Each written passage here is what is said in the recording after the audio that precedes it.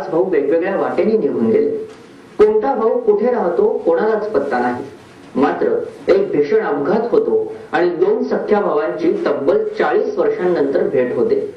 ही घटना एखाद्या बॉलिवूड चित्रपटाची कहाणी नाही, तर हा चमत्कार घडलाय मराठवाड्यातील उस्मानाबाद मध्ये. पाहूया ही नेमकी घटना काय आहे.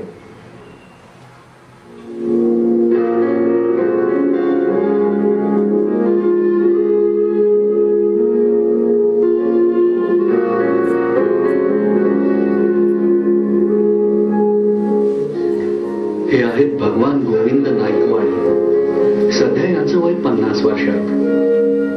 उस्मानाबादच्या बस स्टँडवर जवळपास 20 वर्ष त्यांनी 3 चाकी रिक्षा चालवून आपलं पोट भरलं. पण समाजाच्या या रहाट गाडग्यात ही सायकल रिक्षा बंद पडली आणि भगवान आणखीनच अनाथ झाले. त्यानंतर त्यांना उस्मानाबादच्या दत्ता वाघमारे या लघु उद्योजकांना आसरा दिला आणि भगवान हा वाघमारेच्या कुटुंबातील एक सदस्य बनला. माझं भारत होम सर्व्हिस सेंटर आहे आनंदनगरला.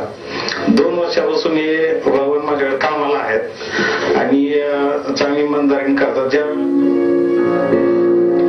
वयाच्या 7व्या वर्षी भगवान यांचे आई वडील देवाघरी गेले. त्यानंतर भगवानसह 5 भाऊ अनाथ झाले. सर्वांचं वय त्यांच्यापेक्षा 1-2 वर्षांना लहान किंवा मोठं. आई वडिलांच्या निधनानंतर या सर्वांना रिमांड होम मध्ये ठेवण्यात आलं. पण सर्वजण ठराविक अंतरानं तिथून पळून गेले. त्यानंतर कोण कुठे राहतो याचा कसलाच थांगपत्ता नव्हता. त्यामुळे भगवान यांनी सर्व आशा सोडून दिल्या होत्या. आपल्या नात्यातलं कुणीच उरलं नाही याची पुरेपूर जाणीव त्यांना झाली होती. त्यानंतर वाघमारे हे त्यांचा एकमेव आधार होते. गाव सुद्धा लक्षात ध्यानात काय येणार झालं. फक्त मी कोपरगाव समजा सांगायला लागलोय. म्हणजे आता पेपर मध्ये घटना गेलेली म्हणजे लहानपणापासून मी आणि दत्तू आणि बाळू म्हणजे आम्ही 3 जण गेलो निघून बर्डी शिवापूरच्या बर्डिंग मध्ये होतो. बर्डिंग मधून मग आम्हाला टाकलं उल्हासनगरला. तिथनं आम्ही गेलो पळून. तेव्हा काय नाही मग आता हे असं झालं म्हणून पेपर मध्ये झाले गेले. तेव्हा हे पेपर वाचून इकडे आले. आणि आता इथं सुरू होते चित्रपटाला साजेशी कथा.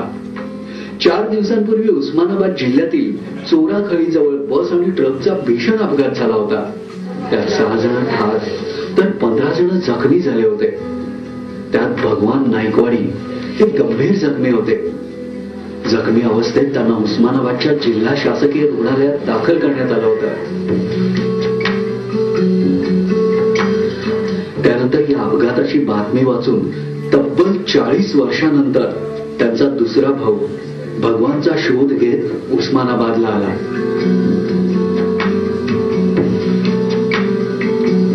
जगन्नाथ गोविंद नाईकवाडी असं या भावाचं नाव. सध्या ते पुण्याजवळ कुर्डी कांचनमध्ये मोलमजुरी करून जगतात. अपघाताची बातमी वाचून जगन्नाथ थेट रुग्णालयात आले.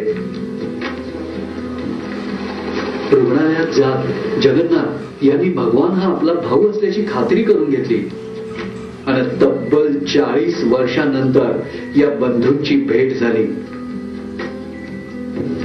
आता एक भाऊ मिळालाय, बाकीचे भाऊही मिळतील अशी आशा जगन्नाथ यांना आहे. हा माझा लहान भाऊ भगवान म्हणजे आम्ही एकंदर 5 भाऊ. तर माझे वडील त्या टायमाला कोळपेवाडी साखर कारखान्यावर काम करत होते, चुलते आणि वडील. तर त्याच्यानंतर वडील म्हणजे अपंग होते ना, हात तुटलेला होता. तर त्या ह्याच्यात माझी आई पण वारली. आई वाढल्यानंतर त्या भावाचा सांभाळ कसा करायचा म्हणून ह्या 2-3 रिमांड होम.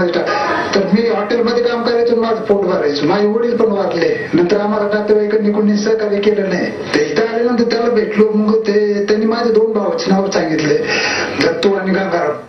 म्हणून मला खात्री वाटली हा माझा भाऊच. मला तर बरं वाटतं.